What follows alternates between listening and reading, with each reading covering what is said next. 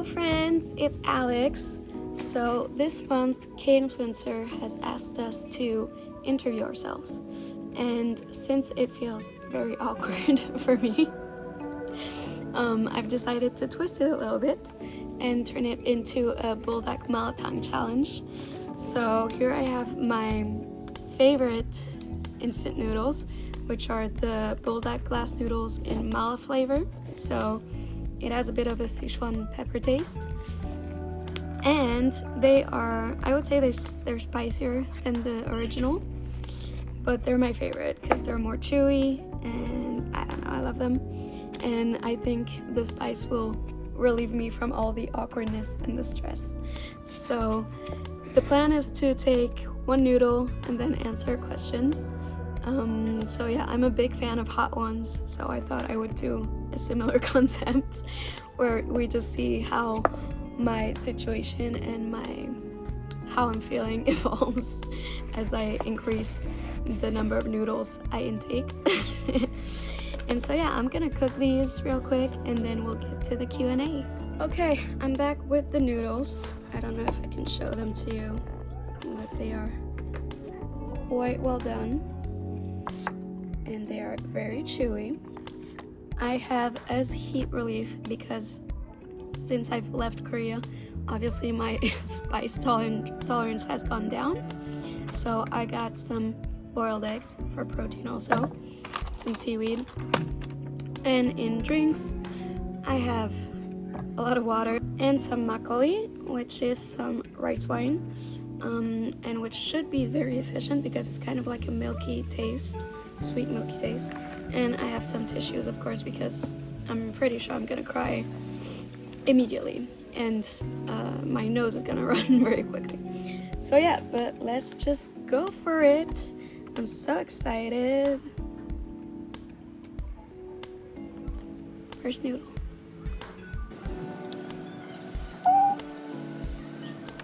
Right off the bat.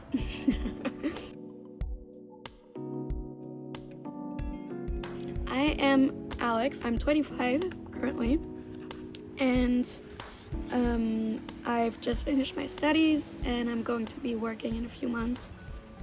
So that's basically where I'm at in my life. I basically did 2 exchange programs in Seoul, in South Korea during my studies. So 1 year at Konkuk University from August 2020 to June 2021, and then 5 months at Songyungkwan University from February 2023 to June 2023. And that's pretty much why I started the channel. It was to basically bring my friends and family along on this journey with me and share with them everything I see and do in Korea. So that's why a lot of my videos are just me visiting places, and that's really the main focus. So the first video I ever uploaded was on the 14th of September 2020. It was like a welcome to Seoul, like campus tour, I think apartment tour or something, first impressions. The target audience for my channel is just people who are interested in Korea as a country to visit, I would say, because as much as I take in a lot of K content and I watch a lot of K dramas and listen to K-pop on a daily basis, I also my videos are just visiting very cool places around the country. So I think it's more for people who are like planning a trip there and want to see some very beautiful places.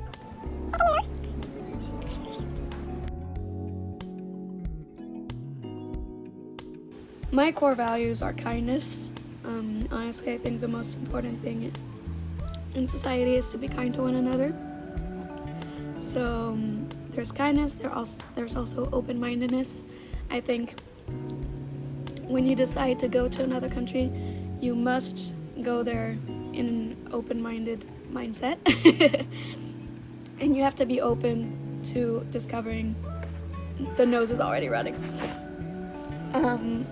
discovering another culture. And that's all the society's norms there, the food, everything, and you have to take it in with as humbly as you can and not judge it and just learn about it and interiorize it. So I think the core values are open-mindedness and kindness. My nose is already running, but I'm handling the heat pretty well.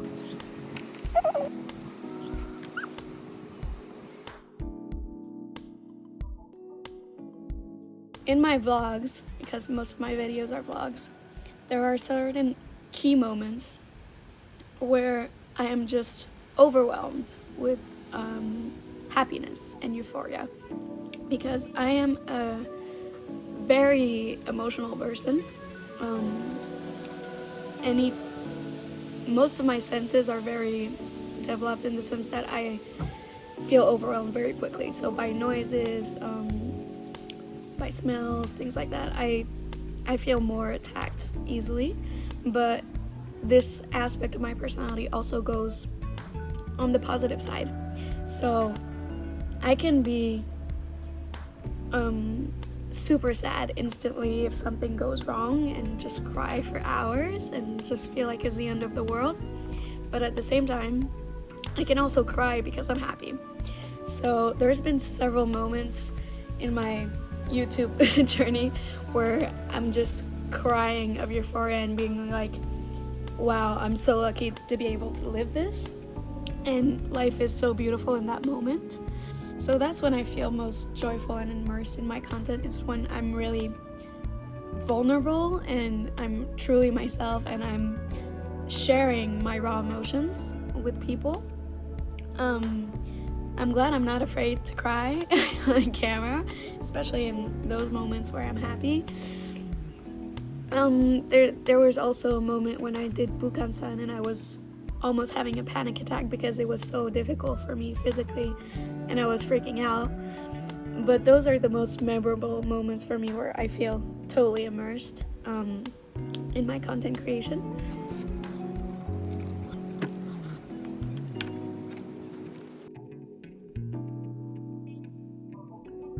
Recently, I think it was last month or 2 months ago, I made a short Insta Reels on a cafe that's in Paris and that does birthday cafe events.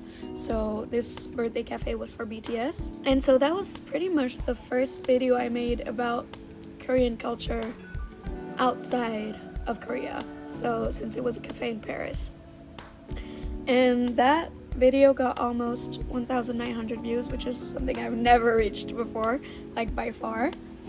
And so it performed really well for me on my scale, and I was very happy about it. And I really liked the video I made. I might get into actually Korean culture abroad because my content has been only in Korea, but in like a month I'll be moving to Budapest in Hungary, and if I feel up to it and that I see that there's a Korean presence there, like Korean culture is present in Budapest, I might continue making videos about that, about Korean culture within Hungary, which I think could be fun. And I think it's also useful to people to just see what kind of Korean events and things are happening around them when they're passionate about the country like I am.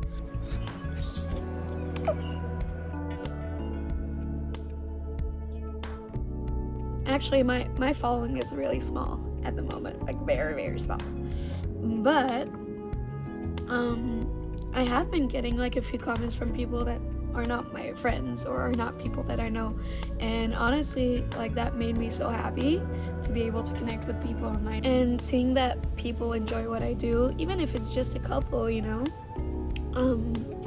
that made me so happy. It would be just a comment about, oh, I love this song when I use a specific audio, or someone recommending me a K-drama, insisting that I watch When Life Gives You Tangerines since I haven't seen it yet.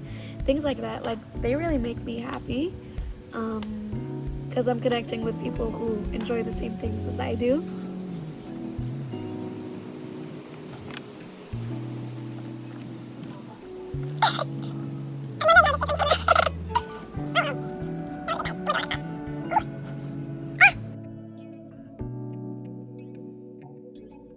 what matters the most to me is to show beautiful things, because there's so many sad things in life, things that are hard on everyone, and obviously some people are suffering even more than others, but I feel as though there's so many atrocities throughout the world. Like it's a mess. The world is so chaotic right now. And what I aim to do is to show the beauty of the world. And it's not only for viewers, it's also for me. Because as a very sensitive person, as I said, mental health has been a struggle for me in the past 9 years. It's a daily issue that you need to manage and handle it, but seeing beautiful things, seeing beautiful places like that really gave me hope, and that's what I'm hoping to do as well for anyone watching, is to show the beauty of the world and see that there's reasons worth living. There's things you could do to make your life better and enjoy it. The most important factor I consider when making videos is, am I showing something beautiful to the viewers? Am I like making them have a good time and forget about daily issues?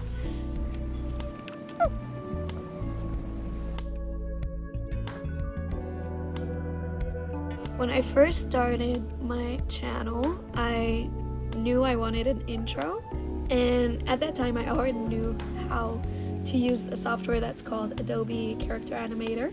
It's basically a software where you can import a character that you drew on Photoshop or somewhere else, and you can animate it with your face. And so I made an intro with like a mini avatar of me, and I made a new one for 2021 when the new year passed, and I've been using it ever since.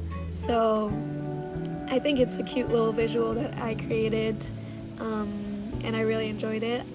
I think the last video that has it is the Itaewon filming locations video, because now it's from 2021 and I feel kind of detached from it a bit now, but maybe later on I'll want to make a more professional looking animated intro.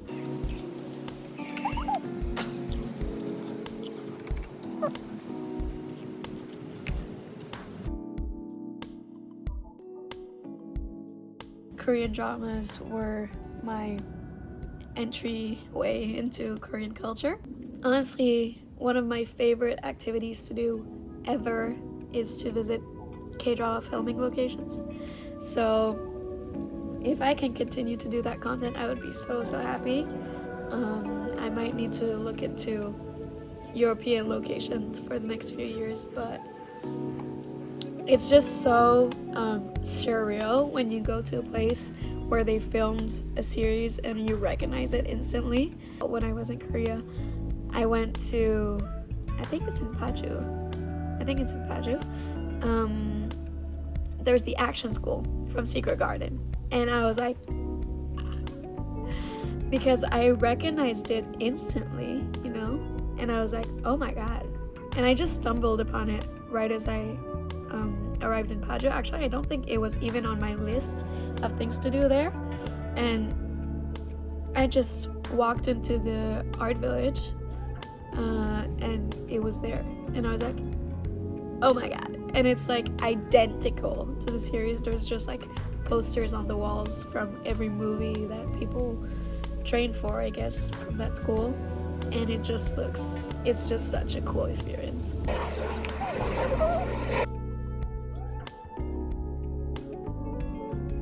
I want people to associate my channel with the keywords adventure, because for me, my channel has really been about that, like being adventurous and going to new places and discovering new things.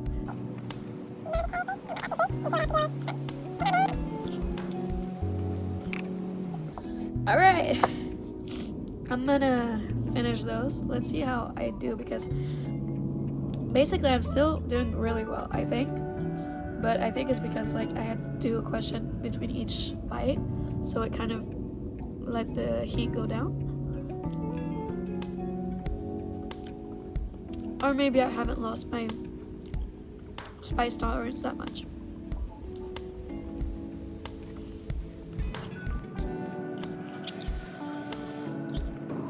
A few minutes later. Oh, no. That was a big bite.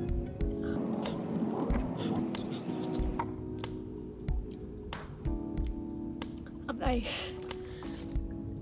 I'm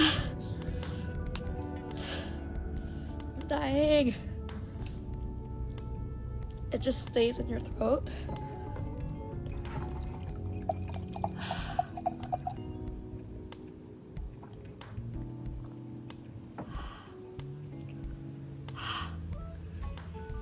I knew it.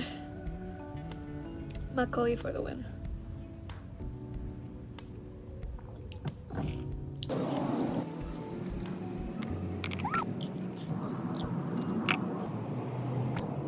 Oh my lord.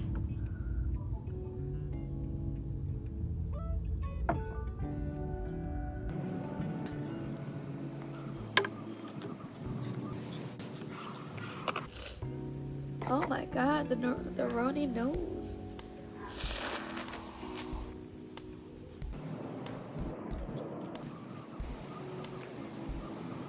We made it. Last noodle. Cheers to you. This was the Buldak glass noodle Mala flavor challenge. Please let me know if you try it, and let me know what your favorite ramen is. Please take care, and I'll see you soon.